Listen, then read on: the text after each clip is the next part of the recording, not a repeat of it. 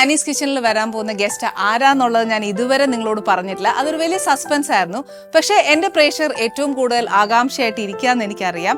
അത് മറ്റാരുമല്ല, കേരളത്തിൽ പ്രശസ്തനായ ജ്യോത്സ്യൻ ഹരി പത്തനാപുരമാണ് ഇന്ന് ആനീസ് കിച്ചണിലേക്ക് വന്നിരിക്കുന്നത്. അതുകൊണ്ട് അദ്ദേഹത്തോട് ഒരുപാട് കാര്യങ്ങളും ചോദ്യങ്ങളും നമുക്ക് ചോദിക്കാനുണ്ട്. അതുകൊണ്ട് ആദ്യം നമുക്കൊരു തുടക്കമിടാം. നമസ്തേ സർ. സാറിനെ എപ്പോൾ കണ്ടാലും ഭയങ്കര പ്ലസന്റ് ആണ് സർ, ഭയങ്കര എനർജിക്കാണ്. ഈ എനർജി എങ്ങനെയാണ് സർ തിരിച്ച് റീസ്റ്റോർ ചെയ്യുന്നത്? ശരി പറഞ്ഞാൽ ഈ പറഞ്ഞത് കറക്റ്റാണ്. കാരണം ഒരു എന്നെ പോലൊരാളുടെ അടുത്ത് ഒരാളും ഒരിക്കലും പോസിറ്റീവ് കാര്യങ്ങൾ കൊണ്ടുവരാറില്ല. ലോട്ടറി അടിച്ചെന്ന് പറയാൻ ആരും വരത്തില്ല, ശമ്പളം കൂടി കിട്ടിയെന്ന് പറയാൻ ആരും വരത്തില്ല. എല്ലാം ജീവിതത്തിലെ പ്രശ്നങ്ങളായിട്ട് വരുന്നതാണ്. അപ്പോൾ ശരിക്കും അത് ഇങ്ങനെ ഉൾക്കൊള്ളുന്ന ഒരാളെന്നുള്ള നിലയിൽ നെഗറ്റീവ് ആണെന്നാണ്. പക്ഷെ ഞാൻ എൻ്റെ ജീവിതത്തിലെ പോസിറ്റീവ് കാര്യങ്ങളെ ഹൈലൈറ്റ് ചെയ്യും. നെഗറ്റീവുകളെ കാണാറേയില്ല, ശ്രദ്ധിക്കാൻ പോകാറില്ല. എല്ലാവരുടെയും ജീവിതത്തിൽ പോസിറ്റീവ്സും നെഗറ്റീവും ഉണ്ടാവും. നമ്മൾ എപ്പോഴും ഡൗൺ ആവുന്നതെന്ന് വെച്ചാൽ നമ്മുടെ ജീവിതത്തിലെ നെഗറ്റീവുകൾ. ഇപ്പം എനിക്ക് കുറെ കാലം വീടില്ലായിരുന്നു, വീടില്ലേ എന്ന് ചിന്തിച്ചിരുന്നാൽ എനിക്ക് പോസിറ്റീവ് ആവാൻ പറ്റത്തില്ല. പക്ഷേ സാറ് പറയുന്ന പോലെ ആ പോസിറ്റിവിറ്റിനെ എങ്ങനെ നമ്മളൊരു മനുഷ്യനോട് അത് പറയും, എങ്ങനെ ഹൈലൈറ്റ് ചെയ്യണം, അല്ലെങ്കിൽ നിങ്ങൾ അതിനെ പറ്റി ആലോചിക്കരുത് എന്ന് പറഞ്ഞാൽ നാച്ചുറൽ, നമ്മൾ ഫസ്റ്റ് തിങ്കിങ് അത് തന്നെയായിരിക്കും ആലോചിക്കുന്നത്. വേറെ ഒന്നും ചിന്തിച്ചില്ലേലും അത് ചിന്തിച്ചു. ശരിയാണ്. അതിലൊരു രസമുണ്ട്. ഒരു കഥ ഒരാൾ പറഞ്ഞാണ്. ഒരു കുട്ടി ആളോട് ഈ മന്ത്രവാദമൊക്കെ ചെയ്യുന്ന ഒരാൾ ഒരു വലിയ ദോഷത്തിന്റെ പരിഹാരമായിട്ട് ഒരു 50,000 രൂപ തന്നാൽ അത് പരിഹരിച്ചു തരാം എന്ന് പറഞ്ഞിട്ട് മന്ത്രവാദത്തിന് വേണ്ടി പൈസ മേടിച്ചു. എന്നിട്ട് ഇദ്ദേഹം അത് ചെയ്തിട്ട് ഈ കുട്ടിയോട് പറഞ്ഞു, ഞാനൊരു മന്ത്രം എഴുതി തരും, അതുകൂടെ ചൊല്ലിയെങ്കിൽ മാത്രമേ നിങ്ങൾ ആഗ്രഹിക്കുന്ന കാര്യം നടക്കുകയുള്ളൂ. പക്ഷെ മന്ത്രം ചൊല്ലാൻ തുടങ്ങുമ്പോൾ മഞ്ഞ കളർ ഓർക്കരുതെന്ന് പറഞ്ഞു. കറക്റ്റായിട്ട് ഈ മന്ത്രം എടുക്കുമ്പോൾ മഞ്ഞ കളർ മാത്രം ചിന്തിക്കും. സ്വാഭാവികമായിട്ട് ഇവരെന്ത് ചിന്തിക്കും, പണ്ടാറി മഞ്ഞ കളറിന് എവിടുന്ന് കയറി വരുന്നു. അപ്പൊ അവര് കാരണമാണ് ഇത് ശരിയാകാത്തതെന്ന് ചിന്തിക്കും. ഞാനിത് എടുക്കുമ്പോൾ തന്നെ മഞ്ഞ കളർ എനിക്ക് ഓർമ്മ വരുന്നു. ആനിയെ സംബന്ധിച്ച് വെറുപ്പുള്ള ആളുകളില്ലാത്ത ഒരാളാണ് താങ്കൾ. അതാ ഞാൻ പറഞ്ഞത്. അപ്പോൾ അത്തരം പോസിറ്റീവുകൾ എത്രയോ ലൈഫിലുണ്ട്.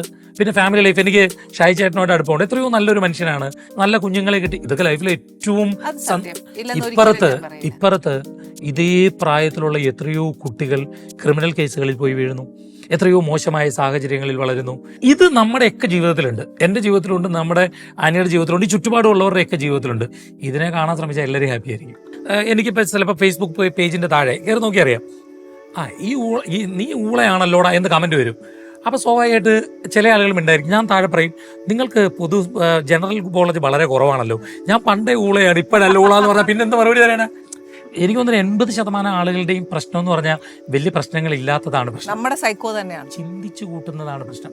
അവര് എൻ്റെ അടുത്ത് വന്നാൽ വിഷമിച്ച് വന്നാൽ വളരെ സന്തോഷത്തിൽ അല്ല. ഇപ്പൊ ഇങ്ങനെ പറയുവാണെങ്കിൽ നമ്മൾ പിന്നെ എന്ത് പ്രശ്നങ്ങൾ ഉള്ളപ്പോഴാണ് ഒരു ജ്യോത്സ്യനെ കാണുന്നത്? ഇപ്പൊ ഞാൻ പറയാം, ഉദാഹരണമായിട്ട് ഇപ്പം ചില സമയമോശങ്ങളുള്ള കാലങ്ങളുണ്ട് ആസ്ട്രോളജിക്കൽ. ഇപ്പൊ കണ്ടകശനി ഉണ്ട് എന്ന് പറയുന്ന അങ്ങനത്തെ കുറെ കാലങ്ങളുണ്ട്. അതിന് നമ്മൾ ഈ ആസ്ട്രോളജിക്കൽ സൊല്യൂഷൻ തന്നെയാണ് അവർക്കുള്ള പരിഹാരം. ഈ പ്രശ്നങ്ങളില്ലാതെ വരുന്നവരോടാണ് നമ്മൾ ഇത്തരം കാര്യങ്ങൾ പറയേണ്ടത്. ഇപ്പൊ കല്യാണം നടക്കാത്ത ഒരാൾ ജ്യോതിഷത്തിൽ ഇന്നൊരു പർട്ടിക്കുലർ പീരീഡിൽ ആലോചന നടത്തിയാൽ കല്യാണം നടക്കുമെന്ന് പല പീരീഡുകൾ പറഞ്ഞിട്ടുണ്ട്. അത് കറക്റ്റായിട്ട് ആ പീരീഡ് പറഞ്ഞു കൊടുക്കണം. അതിന് നമുക്ക് ആസ്ട്രോളജി ഉപയോഗിച്ചെങ്കിലേ പറ്റുള്ളൂ. നോക്കാതെ തന്നെ കല്യാണം കഴിഞ്ഞ് നല്ലതായിട്ട് ജീവിക്കുന്ന ആൾക്കാരില്ലേ? അപ്പൊ നമ്മൾ എന്തോരം ഈ ആസ്ട്രോളജിയിൽ വിശ്വസിക്കില്ല. ആസ്ട്രോളജി വിശ്വാസമുള്ളവർ മാത്രമേ വന്നിട്ട് കാര്യമുള്ളൂ. വിശ്വാസം ഇല്ലാത്ത ഒരാളോട് നമ്മൾ പറഞ്ഞിട്ട് കാര്യമില്ല. പൊരുത്തം നോക്കാതെ ജീവിക്കുന്ന എത്രയോ ആളുകളുണ്ട് കല്യാണം കഴിച്ചിട്ട്. ഇപ്പം എനിക്ക് തോന്നുന്നു ഏറ്റവും കൂടുതൽ ഡിവോഴ്സ് നടക്കുന്നത് ഹിന്ദുക്കളുടെ ഇടയിലാണ്. നമ്മൾ കോടതികളുടെ ഒരു സംഖ്യ പരിശോധിച്ചാൽ അതിൽ 10 പൊരുത്തമുള്ളവർ എല്ലാം ഉണ്ട്. പക്ഷെ എന്താ പ്രശ്നം അറിയാം, ഞാൻ മനസ്സിലാക്കി, ഞാൻ ഒരു ദിവസം ഒരു 30 കുടുംബത്തിന്റെ കഥ കേൾക്കുന്ന ആളാണ്. ശരിക്കും പറഞ്ഞാൽ ഈ ഡിവോഴ്സ് നടക്കുന്നതിലുള്ള ഒരു പ്രശ്നം കുഞ്ഞു കാര്യങ്ങളിലാണ് ഡിവോഴ്സ് നടക്കുന്നത്. അതിൽ ഹിന്ദുക്കളാണ് ഏറ്റവും കൂടുതൽ. കാരണം എന്താ വെച്ചാൽ ആരും പറഞ്ഞാൽ കേൾക്കത്തില്ല. ഒരു ഇസ്ലാം മത വിശ്വാസിയിൽ ഒരു ഡിവോഴ്സ് നടക്കണമെങ്കിൽ അവരുടെ പള്ളി ഇടപെടും, പള്ളി കമ്മിറ്റി ഇടപെടും, ഉസ്താക്കന്മാർ ഇടപെടും, അത് അവർ കേൾക്കും. ഒരു ക്രിസ്തു മതത്തിൽ ഒരു ഡിവോഴ്സ് നടക്കണമെങ്കിൽ അവരുടെ അച്ഛന്മാർ ഇടപെടും, അവരുടെ പള്ളി കമ്മിറ്റി ഇടപെടും, അത് അവർ കേൾക്കും. ഹിന്ദുക്കൾ ഡിവോഴ്സ് ചെയ്യാൻ പറഞ്ഞാൽ ആര് പറഞ്ഞാൽ കേൾക്കും? പോയി പണി നോക്കാൻ പറയത്തില്ലേ? ഇത് പറഞ്ഞു കൊടുക്കേണ്ടവർ ആസ്ട്രോളജേഴ്സാണ്. അവരാ റെസ്പെക്ട് ഈ പൊരുത്തം നോക്കൽ എന്ന് പറഞ്ഞാൽ കേവലം ഇങ്ങനെ നോക്കിയിട്ട് 10 പൊരുത്തത്തിൽ 8 പൊരുത്തം ഉത്തമം എന്ന് പറയുന്നതല്ല. പ്രീ മാരേജ് കൗൺസിലേഴ്സ് ആയിരിക്കണം ആസ്ട്രോളജീസ്. അവർ പറഞ്ഞു കൊടുക്കണം ഓരോ ജീവിതത്തിൽ. ഇന്നത്തെ കുഞ്ഞുങ്ങൾക്ക് എന്താണ് വിവാഹ ജീവിതം എന്നറിയില്ല. അവർ പ്രണയിച്ച് കഴിയുമ്പം ഇതാണ് ലൈഫ്, ഇതുപോലെ ആയിരിക്കും, എപ്പോഴും മോളെ ചക്കരെ പൊന്നെ എന്ന് വിളിക്കുന്നു പറഞ്ഞിട്ടാണ് കിടക്കുന്നത്. അവിടെ ചെന്ന് കഴിയുമ്പോഴാണ് റിയാലിറ്റി മനസ്സിലാക്കുന്നത്. ഇത് പറഞ്ഞു കൊടുക്കേണ്ടത് ആരാ? നമ്മളിൽ അങ്ങനെ ഒരാളില്ല. അത് പറഞ്ഞു കൊടുക്കേണ്ടവരാണ് ആസ്ട്രോളജേഴ്സ്. ഫോർ എക്സാമ്പിൾ, ഒരു ജാതക പൊരുത്തം നോക്കാൻ വരുവാണെങ്കിൽ സാർ അത് ആദ്യമേ പ്രീ കൗൺസിൽ ചെയ്യാറുണ്ട്. ഞാൻ ഒരു ജാതക ചേർച്ച നോക്കി ജ്യോതിഷ നിയമപ്രകാരമുള്ള പൊരുത്തം നോക്കും. നോക്കിയിട്ട് ഞാൻ പറയും, ഇത് കല്യാണം നടത്തുകയാണെങ്കിൽ നിങ്ങൾ ആ പെൺകുട്ടിയെയും പയ്യനെയും എൻ്റെ മുമ്പിലേക്ക് കൊണ്ടുവരണം.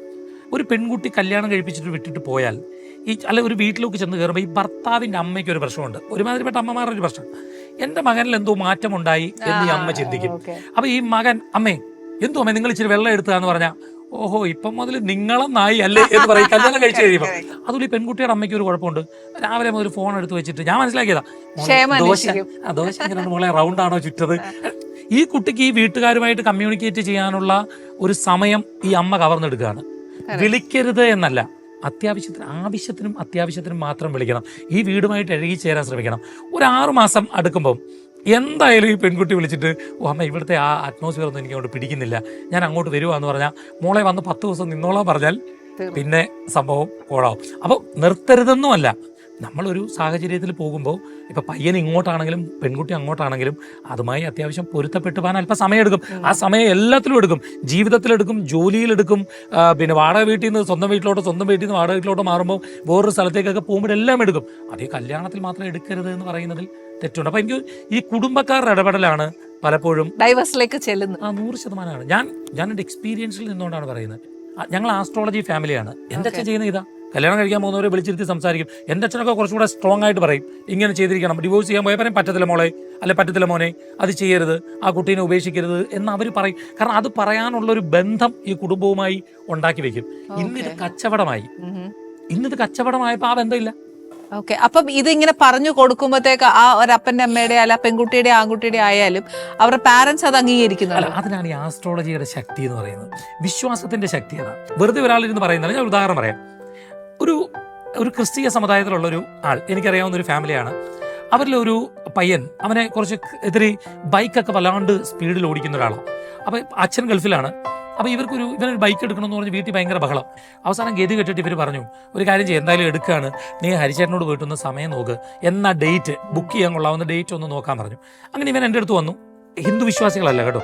വന്നിട്ട് പറഞ്ഞു എന്നെ ഡേറ്റ് എടുക്കണമെന്ന് പറഞ്ഞു. ഞാനപ്പം ഡേറ്റ് ഒക്കെ എടുത്തു കൊടുത്ത് വിട്ടു. വൈകുന്നേരമായപ്പോൾ ഇവൻ്റെ മമ്മി എന്നെ വിളിച്ചിട്ട്, ഹരി അവനോട് എന്താ പറഞ്ഞേ? അപ്പം ഞാൻ പറഞ്ഞില്ല, ഞാൻ ഡേറ്റ് എടുത്തു കൊടുത്തു. അപ്പം പറഞ്ഞു, അല്ല വേറെ എന്തെങ്കിലും പറഞ്ഞു. ഞാൻ പറഞ്ഞു, കണ്ടകശനിയാണ് മോനെ, 1.5 വർഷത്തേക്ക് വാഹനാപകടം ഉണ്ടാവാൻ സാധ്യതയുണ്ട്, അതുകൊണ്ട് നീ ശ്രദ്ധിച്ചോണേ എന്ന് പറഞ്ഞു. ഓ അതാണ്. അവൻ ഇവിടെ വന്ന് പറഞ്ഞു 1.5 വർഷം കഴിഞ്ഞ് മതി എനിക്ക് ബൈക്ക്. ഇത് മറ്റൊരാൾ പറഞ്ഞാൽ അവൻ കേൾക്കത്തില്ല.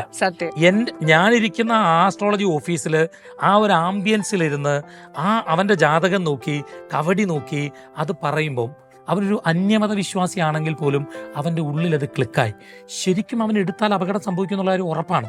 കാരണം അവൻ മറ്റൊരു കൂട്ടുകാരൻ്റെ ബൈക്കിൽ പോയിട്ട് അവന് അപകടം പറ്റി, അവന് ചെറിയൊരു പ്രശ്നം ഉണ്ടായി. അപ്പൊ അവനായിട്ട് എടുത്ത് പോയിരുന്നെങ്കിൽ ചിലപ്പോൾ അവന് ജീവനോട് പോലും കിട്ടത്തില്ല. അപ്പൊ ഞാൻ പറഞ്ഞത്, ഇത് പറഞ്ഞു കൊടുത്തത് കേട്ടത് വേറൊരാൾ പറഞ്ഞാൽ അവൻ കേൾക്കത്തില്ല. പക്ഷെ ഹൗ ലോങ് നമ്മളൊരു ആളെ പ്രൂവ് ചെയ്യും ആ പുള്ളിക്കാരൻ ഒരു റിയൽ അസ്ട്രോളജർ ആണോ എന്നുള്ളത് നമുക്ക് എങ്ങനെ അറിയാൻ നോക്കും? ഒരു മാർഗ്ഗമില്ല. അത് നമ്മുടെ വിശ്വാസത്തിന്റെ പ്രശ്നമാണ്. ഒരിക്കലും ഒരു ഉസ്താദിന്റെ വേഷം കെട്ടിക്കൊണ്ട് ഒരു അന്യമതസ്ഥനായ ഒരാൾക്ക് ഇസ്ലാം മത വിശ്വാസികളെ കബളിപ്പിക്കാൻ പറ്റത്തില്ല. കാരണം എന്താണെന്ന് വെച്ചാൽ അവിടെ ചെന്നിട്ട് ഇപ്പം യാസീൻ ഓതാം എന്ന് പറഞ്ഞിട്ട് യാസിൻ വൽ ഖുറാനിലക്കും ഇന്നക്കല്ലമിന്നൽ മുർസലീൻ, അങ്ങനെയാണ് ആ ശ്ലോകൻ. അത് ചൊല്ലുമ്പം അത് കേൾക്കുന്ന ഒരു കൊച്ചുകുട്ടി ഇസ്ലാം മത വിശ്വാസിക്ക് മനസ്സിലാവും ഇവൻ കള്ളനാണ്, ഇവനിതേപ്പറ്റി വലിയ ധാരണയില്ല, ഇവൻ പറയുന്നത് തെറ്റാണെന്ന് അടിച്ചിറക്കി വിടും. ഒരു പള്ളിയിലച്ഛന്റെ വേഷം കെട്ടിക്കൊണ്ട് ഒരു അന്യമതസ്ഥനായ ക്രിമിനലിന് ഒരിക്കലും ക്രിസ്തുമത വിശ്വാസികളെ കബളിപ്പിക്കാൻ പറ്റില്ല. ചിലപ്പം അതൊക്കെ ഉള്ളവർ ചെയ്യുന്നുണ്ടാവും കേട്ടോ, ഇല്ലെന്നല്ല. പക്ഷെ പുറത്തുനിന്ന് ഒരാൾക്ക് അത് പറ്റില്ല. എന്നാൽ നിങ്ങൾ മനസ്സിലാക്കുക, ഏത് ക്രിമിനലിനും കള്ളനും കൊലപാതകയ്ക്കും ഹിന്ദു ആചാര്യന്റെ വേഷം കെട്ടാം. അതായത് പിന്നെ ഐശ്വര്യം കിട്ടാൻ നരബലി നടത്താൻ പറഞ്ഞാൽ ഒരു ആൾ വന്ന് പറഞ്ഞപ്പോൾ, ഷാഫി എന്ന് പറഞ്ഞ ആൾ വന്ന് പറഞ്ഞപ്പോൾ കേട്ടവരാണ് നമ്മുടെ വിശ്വാസികൾ. വിശ്വാസമുള്ളൊരു സ്ത്രീയാണ് കേട്ടത്. ഇതൊരു അപകടമാണ്. ഇതെന്തുകൊണ്ടാണ് നമ്മൾ പഠിക്കുന്നില്ല? ഈ അമൃത ടിവിയോടൊക്കെ ഉള്ള റെസ്പെക്ട്, നല്ല കാര്യങ്ങൾ പറഞ്ഞു കൊടുക്കും. നമ്മുടെ നന്മകൾ ഇഷ്ടം പോലുണ്ട്. അത് കണ്ടെത്താതെ വെറുതെ എന്തിനാണ് അവിടെ എവിടെയും പോകുന്നത്? നമ്മുടെ നന്മകൾ ഇഷ്ടം പോലുണ്ട്. അത് അമൃത ടിവി പോലുള്ള ചാനലുകൾ ചെയ്യുന്ന വളരെ നല്ലൊരു കാര്യമാണ്. അത് അമൃത ടിവി ചെയ്യുന്നുണ്ട്. ഇത് കാണാൻ ആരെ ശ്രമിക്കേണ്ടത്? അവർ ചെയ്തു വെച്ചിട്ട് കാര്യമല്ലോ, ഇത് കാണണ്ടേ? ഇതിന് പേരൻസ് ശ്രമിക്കണം. Let's cook with love.